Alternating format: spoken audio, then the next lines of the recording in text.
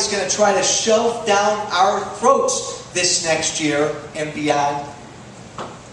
We're arguing about freedom. Ronald Reagan had a great quote.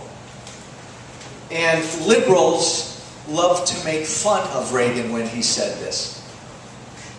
Reagan, in the build-up to the Medicare vote in the mid-60s, was making the case against Medicare. And he said, and I'll paraphrase, future generations are going to ask us what it was like to live in America when men were still free. Reagan said that. And liberals now look at him and laugh and say, we're still free. What was Reagan talking about? Every time, guys, that we ask government to do a little bit more, and every time we burden our kids and our grandkids with a debt that they can't escape from, they are less free. We are less free. I was getting pasty up there too.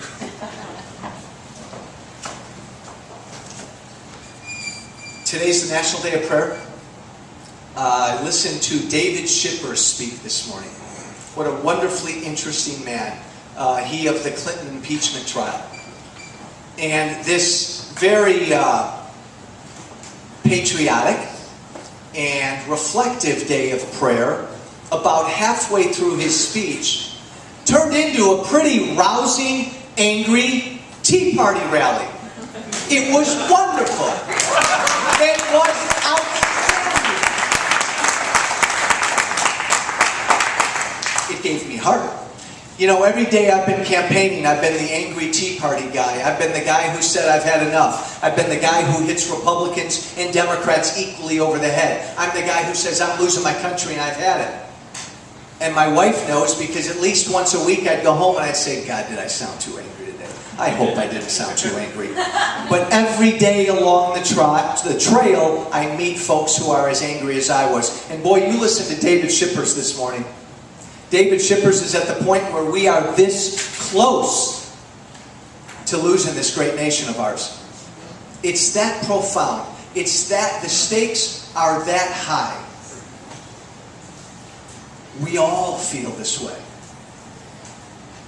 The media often tries to hit me with this whole notion of the Tea Party movement.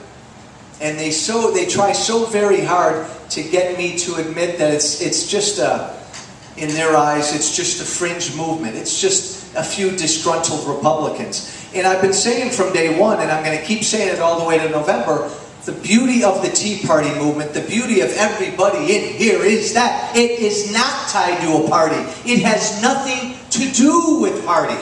Yep. My job as a candidate against Melissa Bean the next 6.5 months is pretty easy. I've got to round up every Republican, Independent, and Democrat who feels like we all do that we're losing our country.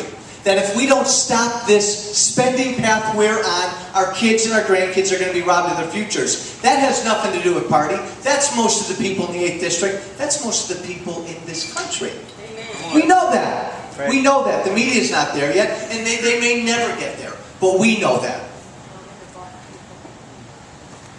Having taught American government as I have, I know, we all know, that basically every issue Republicans and Democrats argue about, they're really arguing about the role of government. It's the great historic debate between freedom and equality. Our founders so believed in freedom. When our founders so believed in equality, the equality they were talking about is they wanted us each to be treated equally before the law. They didn't want equally any of our freedoms to be abridged. But at the basis of everything is freedom.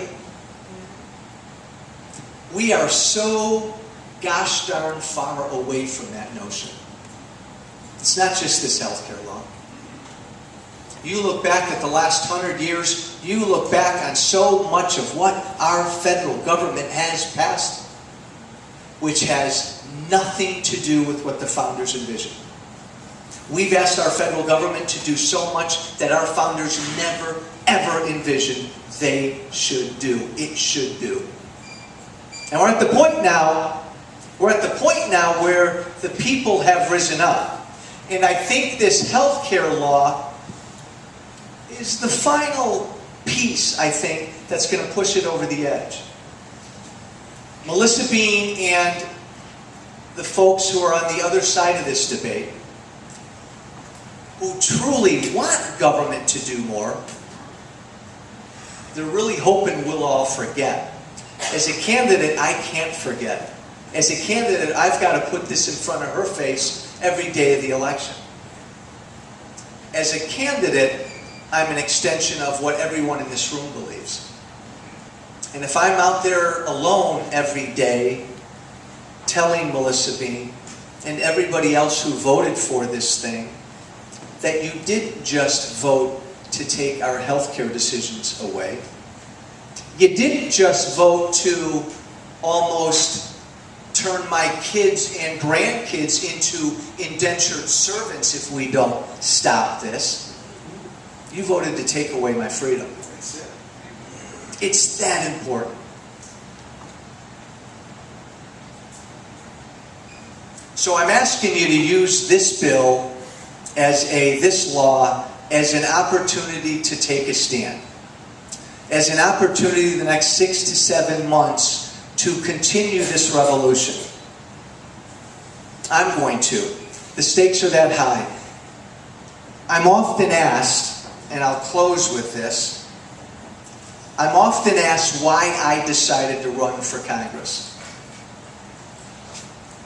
It's a great question. In light of the fact that we all know I'm not an independently wealthy guy.